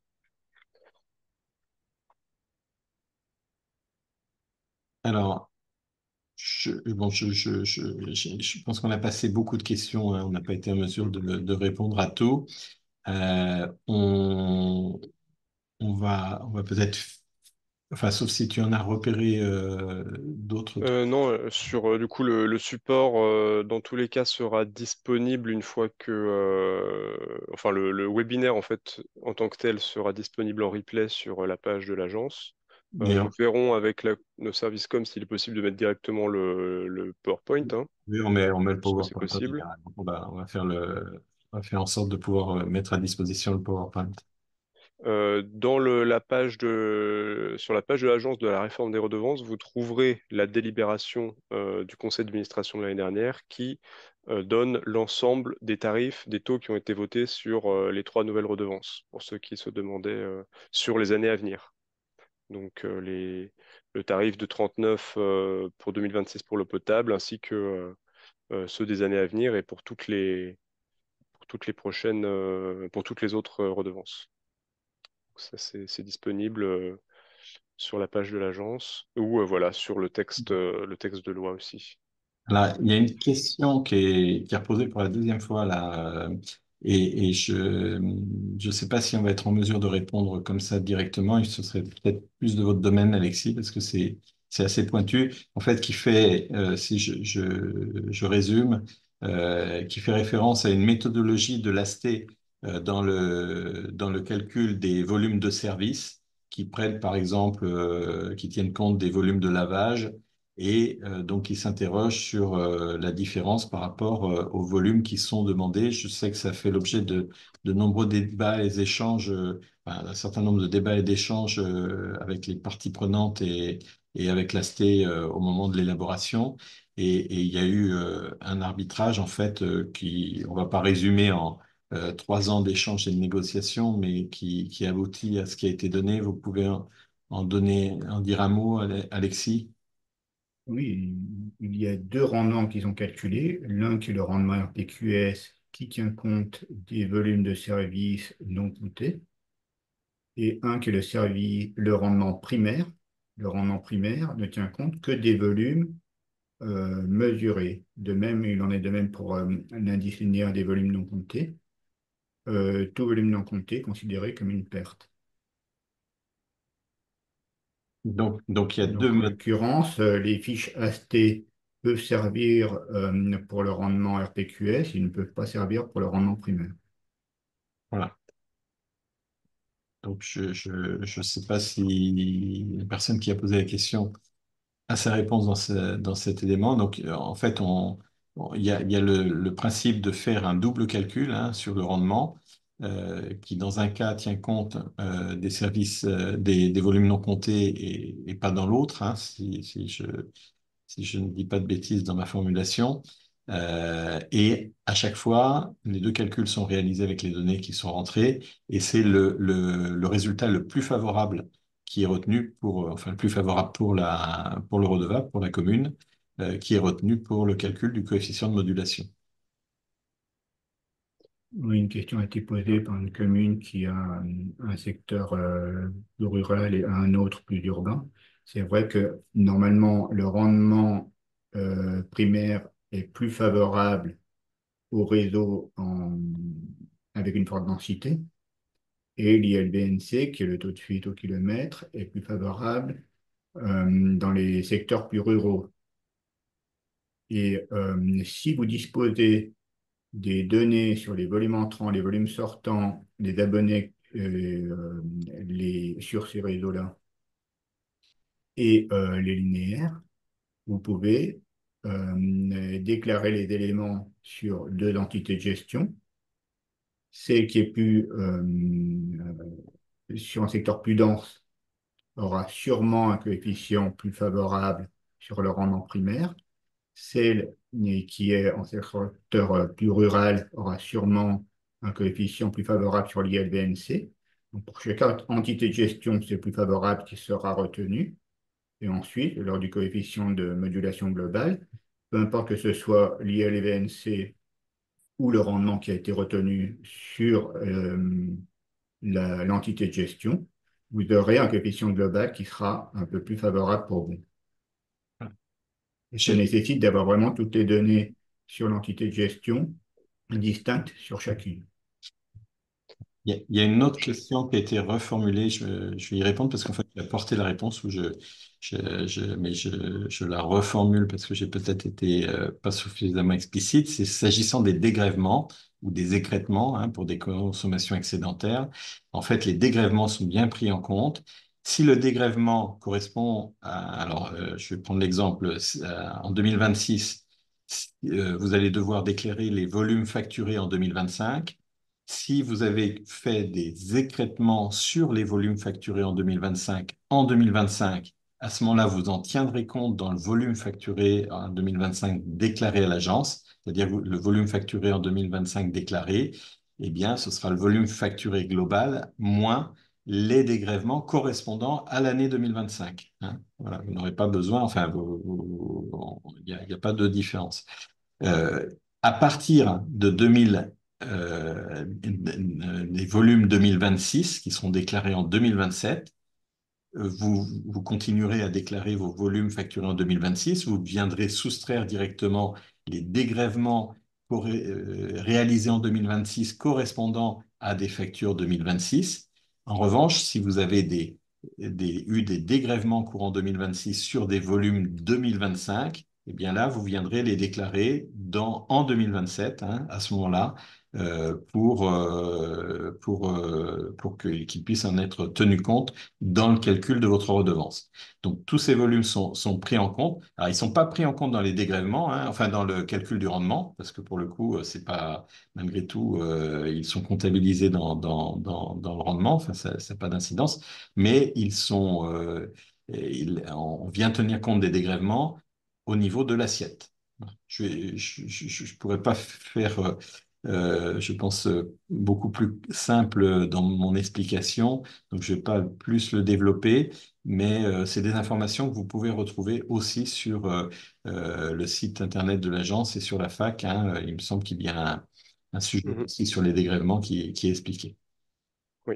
Alors concernant les délibérations, il n'est pas nécessaire de délibérer pour la redevance sur la consommation, car c'est une redevance qui est appliquée directement à l'abonné, et donc c'est pour ça qu'il n'y a pas besoin de délibérer.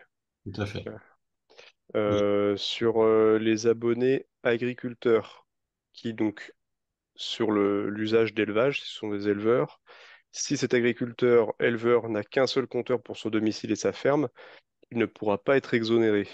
Il faut bien qu'il ait un compteur spécifique pour ses bâtiments d'élevage, pour l'usage élevage, et un compteur particulier. Alors, la loi parle de compteur spécifique, hein, de comptage spécifique, ce qui ne veut pas dire obligatoirement que ce compteur est un compteur du service d'eau. Ça peut être un compteur secondaire, un compteur divisionnaire, mais le tout, c'est que l'abonné soit en capacité de déclarer et puis de prouver que les volumes dédiés à l'élevage sont bien comptabilisés et qu'ils sont en mesure de le communiquer au service d'eau pour pouvoir bénéficier de cette non-application de la redevance sur ces volumes.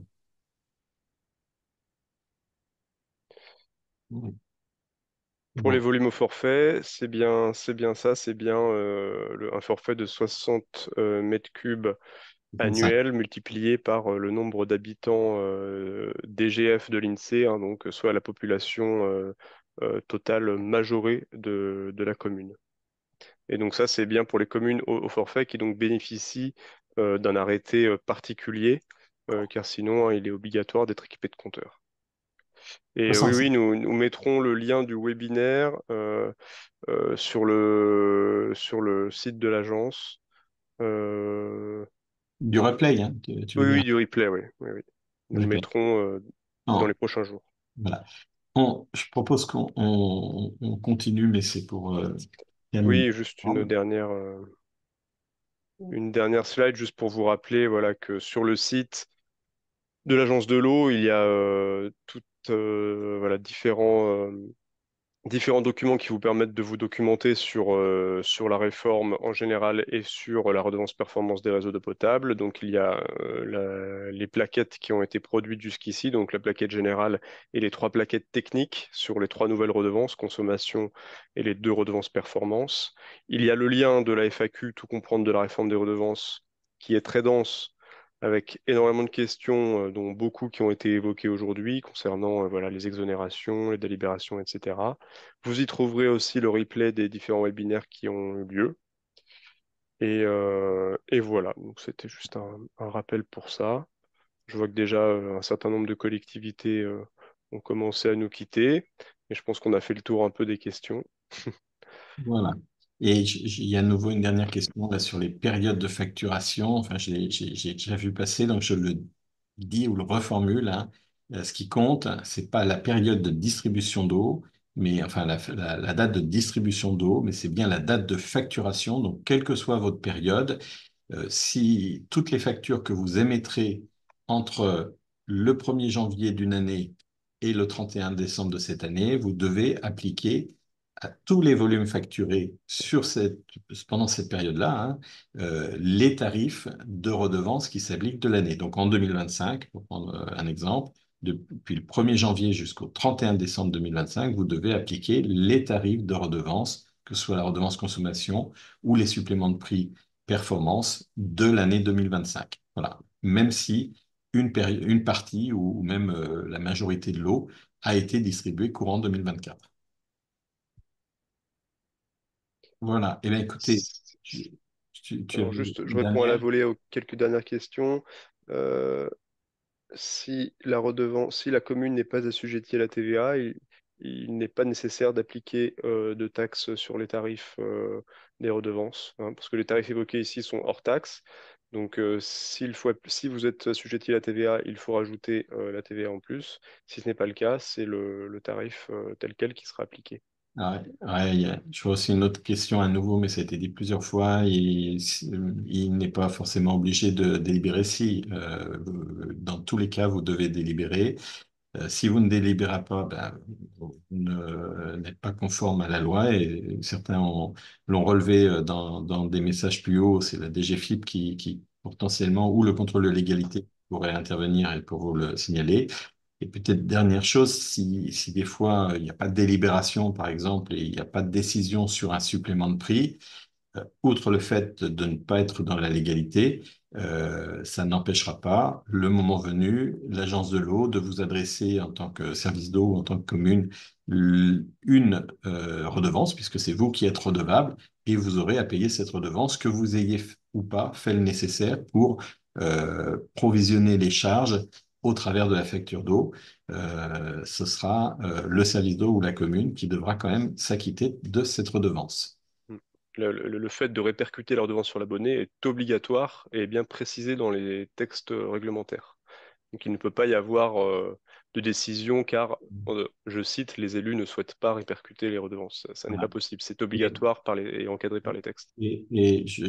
j'ajouterais, en fait, pour avoir assisté à ces discussions, ce sont les collectivités ou les représentants de ces collectivités, hein, dans les discussions et les phases de concertation qui ont insisté pour que la réglementation prévoie clairement et très de façon directive les modalités de répercussion des redevances. Donc, j'ai entendu, j'ai vu passer des messages en disant, bah oui, on nous demande de délibérer, mais sur des choses qui sont complètement cadrées réglementairement, non pas par les agences de l'eau, hein, c'est la réglementation qui s'impose aux communes comme elle s'impose aux agences de l'eau, et c'est à l'origine à la demande des représentants de collectivités. Alors j'entends bien que toutes les collectivités n'étaient pas dans les discussions, mais en tous les cas, ce sont les représentants des collectivités qui ont insisté pour avoir ce cadrage précis des modalités de répercussion sur la facture d'eau.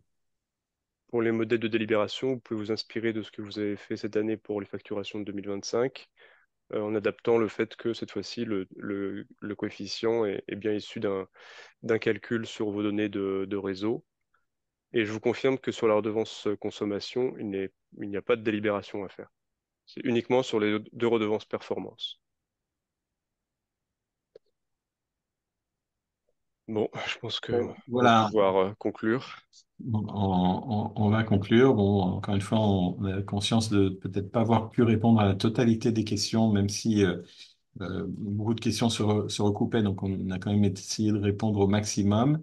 Le diaporama sera disponible sur le site, ainsi que le replay, enfin l'enregistrement de ce webinaire. Vous avez toutes les documentations. Alors, quand vous aurez le diaporama, normalement, vous devriez avoir des liens actifs pour retrouver directement les documentations 6PA qui ont été signalées dans une diapositive. Le lien actif aussi là sur les documentations propres aux agences de l'eau qui sont sur cette diapositive. De toute façon, dans 6PA, vous allez retrouver aussi un certain nombre enfin, toutes les ressources qui sont évoquées pour avoir un maximum d'informations sur la façon de remplir 6PA et pas uniquement sur les indicateurs liés aux redevances, sur la façon d'utiliser le simulateur. C'est bien Espelia, hein, avec l'adresse qu'on a rappelée tout à l'heure, qui est le seul contact. On n'en a pas d'autre, nous non plus, pour pouvoir avoir des informations sur les connexions, sur les modalités de connexion. Espelia n'est pas mandaté pour venir expliquer comment saisir ou utiliser le simulateur. Là-dessus, chaque collectivité, chaque service d'eau doit s'appuyer sur les ressources mises à disposition par le ministère. Voilà, eh bien écoutez, merci à tous. Merci à tous. On a eu, je pense, près de 300, plus de 300 participants, 300, presque 350 participants, il me semble, à un moment. Donc, merci pour cette écoute. Et donc, on vous donne rendez-vous aussi pour le prochain webinaire sur le volet assainissement qui aura lieu, on le rappelle, le 10 octobre. 10 octobre. Voilà. Merci et bonne journée. Merci, bonne journée à Merci. Au tous. revoir.